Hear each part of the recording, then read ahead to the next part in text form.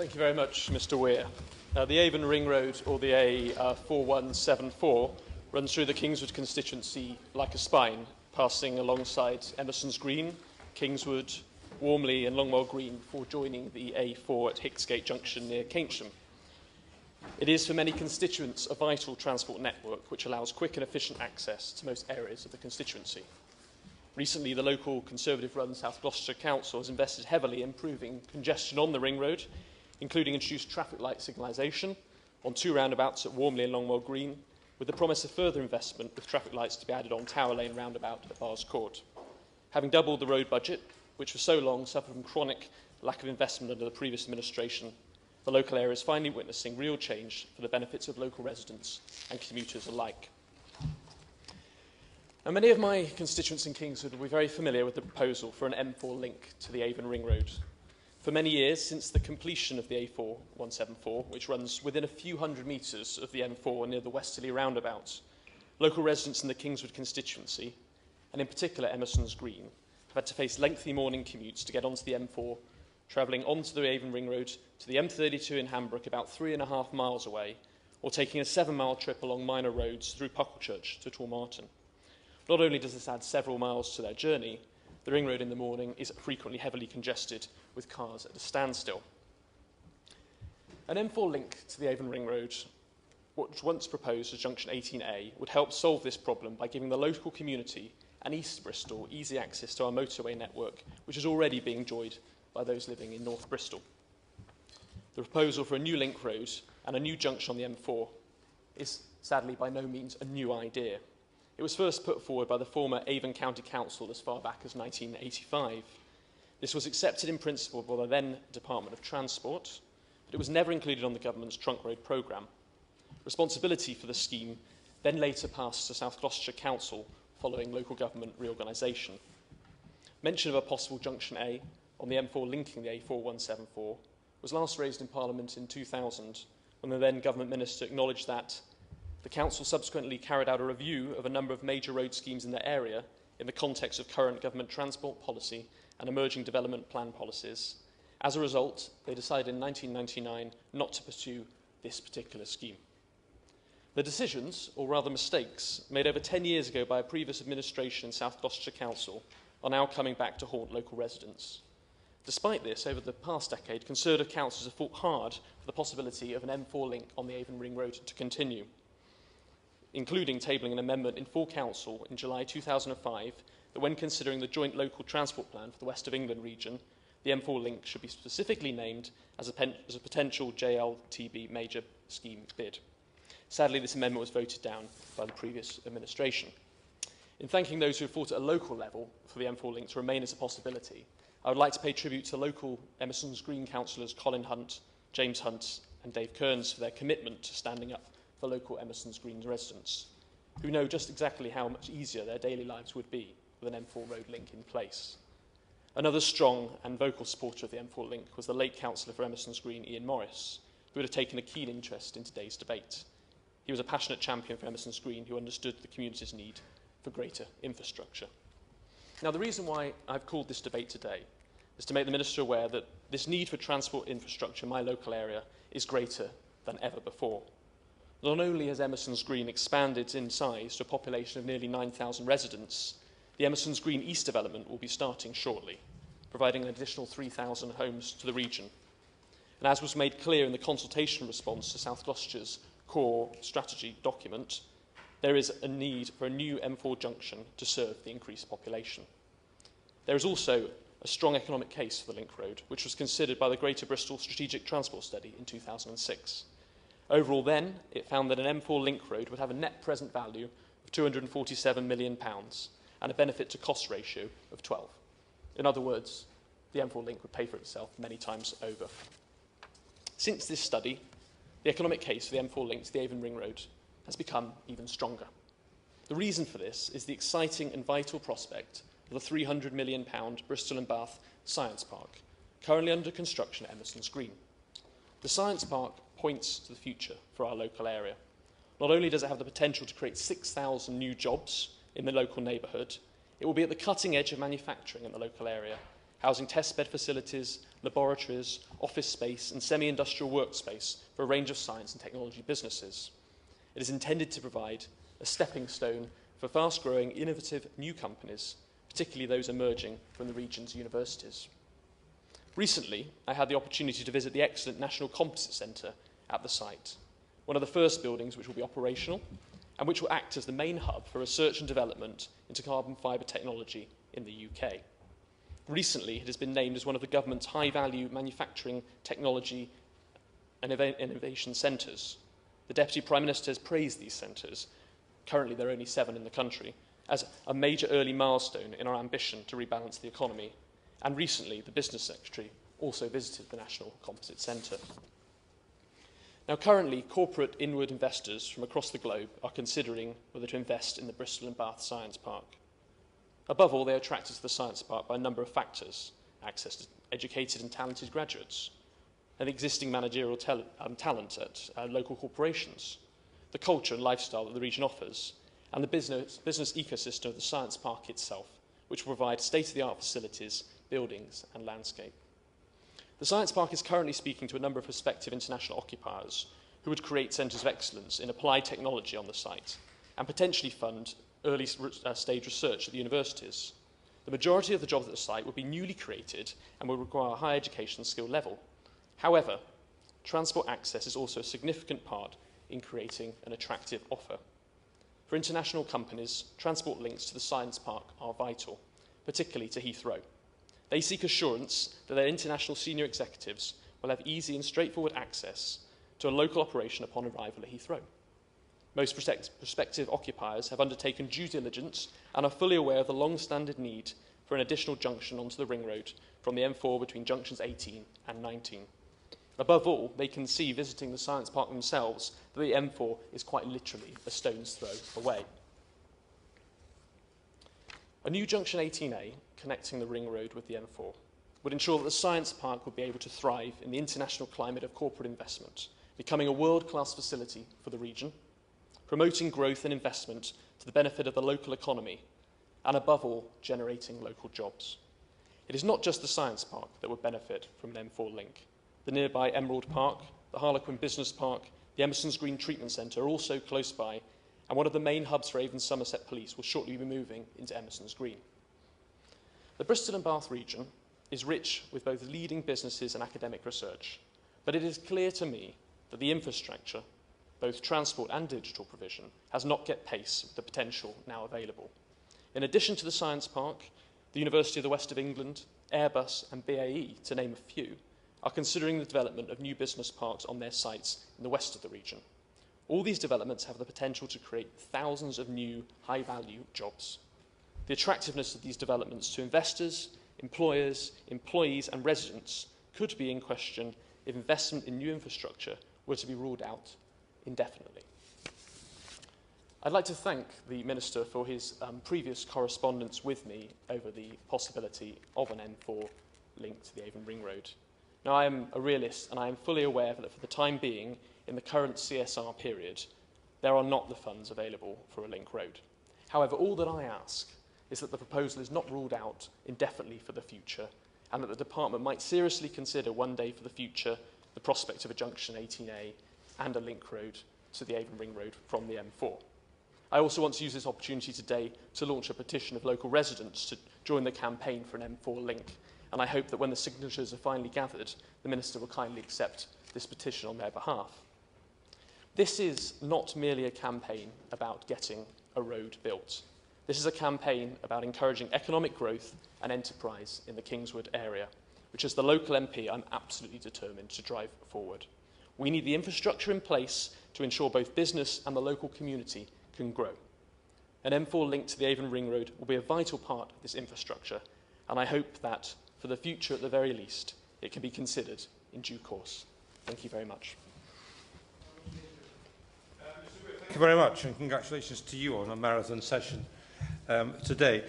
May I congratulate my honourable friend for Kingswood for securing this important debate and for representing his constituents so diligently on this matter. There are really two strands to the response I'll give. One is a process for prioritising the funding of local major schemes, both in the spending review period up to 2015 and beyond. And secondly, the importance of local authorities considering a range of options for addressing transport problems in the short and longer term, and what in the short term my honourable friend might consider looking at to try to deal with the situation he describes so eloquently. Now, of course, he will not need to be reminded particularly of the economic situation the government has inherited, and the main priority, of course, to reduce the deficit and promote sustainable economic growth. The emergency budget last June and the spending review in October were part of that strategy.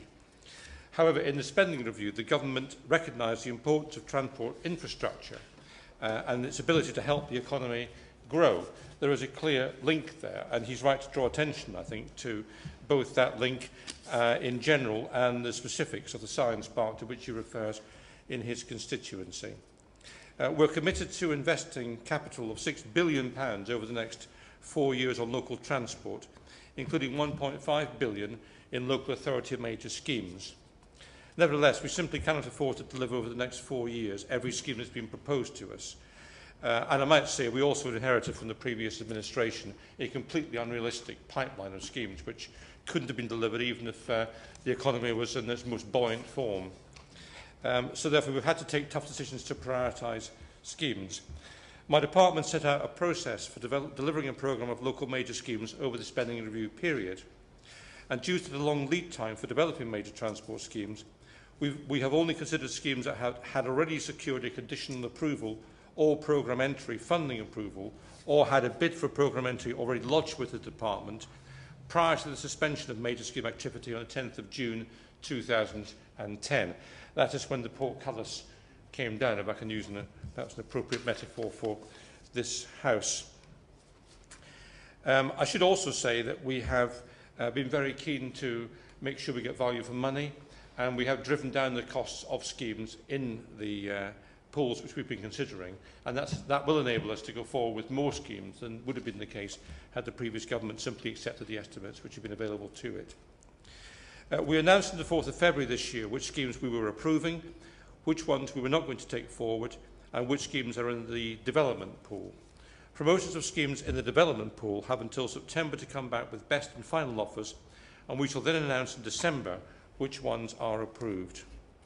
Now, I have to make it clear that the road which has been the subject of this debate, despite what might have been said elsewhere, has, I'm advised by officials, never been put forward officially to the Department for Transport for funding as a local authority major scheme. Indeed, South Gloucestershire Council, in its core strategy, talks about the road only being a reality post-2026. So I hope my honourable friend would accept it would be unfair to consider funding it within the current spending review period, given the process we've been through. And for the record, again, despite what may have been said elsewhere, it has certainly never been promised for funding by the Department for Transport. I'm not aware of the comments made by my ministerial predecessor some years ago, but I have asked officials to dig those out for me and let me have copies of that so I can see for the record what was said on the previous occasion. Now, the Department for Transport is working on the development of policy for prioritising and funding local authority major schemes beyond 2015. And we recognise that there are many schemes which are not possible to progress in this period, which nevertheless may have merit and ought to be considered properly post-2015. It's our intention to move to a more devolved funding framework for major schemes, with local enterprise partnerships and others being more relevant in this process. This framework will be developed further during 2011, and I've no doubt the Secretary of State will make a further announcement in due course about exactly how that will operate. What I would say, however, to answer his specific point, is therefore I can say that the proposal he is making has not been ruled out indefinitely, but nor can it proceed within the present time frame up to 2015 I've identified. And it's certainly up to him and others, if they wish to do so, to make further representations and to collect local support, both directly from local residents, but also perhaps through local councils, through the local enterprise partnership and others, so that when the next round of transport schemes is considered, then that case has been well advanced by that stage. So if he wants to do that, I would encourage him to do that. And in the meantime, if he wants to present a petition to me, I would certainly be very happy to accept it on his behalf and on behalf of his constituents. I'd also like to take the opportunity to move on to the second strand, to encourage promoters of schemes to consider a range of solutions for addressing transport problems. And I do that because the case which he wants to build up, he may well be building up, and I would encourage him to do so, but it's also worth drawing attention, just to be frank about it, to some of the comments made hitherto about the road, so that he's aware of those comments. The Greater Bristol Strategic Transport Study was commissioned by the Government Office for the South West and produced in 2006 to look at the case of building the link road. And for the benefit of those who have not had a chance to read the document, let me just read the concluding paragraph of the section which considers the link road. And the concluding paragraph is this: although the new M4 to A4174 link road scheme had a strong economic case, mainly derived from travel time savings for journeys from outside the study area, it has not been recommended by the study. The new link would alter flow patterns in a congested area between the M4 junction 20 and M4 junction 19, M32 junction 1 and the northern stretch of the A4174 Avon Ring Road, putting additional strain on the A4174 and causing congestion problems on the M4 to the east of the new junction, with the strong likelihood that the widening of the M4 between junctions 18A and 18 would be necessary. The improved linkage to the M4 is likely to encourage long-distance commuting to and from developments in Emerson's Green and Pucklechurch, which would go against the principles of sustainable development. I stress that's the Government Office of the South West in 2006. I merely read that out, partly for the record, but also if my honourable friend is keen to promote his scheme, he will need to address the arguments which will be put forward at that particular time in advancing his case. However, I want to be optimistic about the short term as well as looking at the longer term possibilities. And he may be interested in looking at options to provide short-term benefits as well. In the development pool of major schemes to which I've referred, one of them is being promoted by South Gloucestershire in conjunction with the West of England Partnership and Bristol City Council, which, if approved, may help to address some of the congestion issues that he has referred to. And the scheme I referred to is the North Fringe to Hengrove package, a series of complementary projects that facilitate the development of 3 new rapid transit routes which would link the North Fringe, East Fringe and South Bristol areas via Bristol city centre. It's argued by the promoters that the rapid transit network would provide a fast, frequent and reliable public transport service, where services would, in their view, run on a combination of segregated busways and bus lanes separate from car traffic and would be given priority over other road users at traffic signals. They also argue that it would provide a high-quality passenger experience. Ticket machines at stops, user-friendly electronic information displays, high-quality stop design, including CCTV and lighting, safe and secure access to stops. It would also provide improved pedestrian and cycling measures, including new footways, cycleways, and appropriate modern and safe crossing points. A decision will be made on central government support or otherwise for this scheme in December.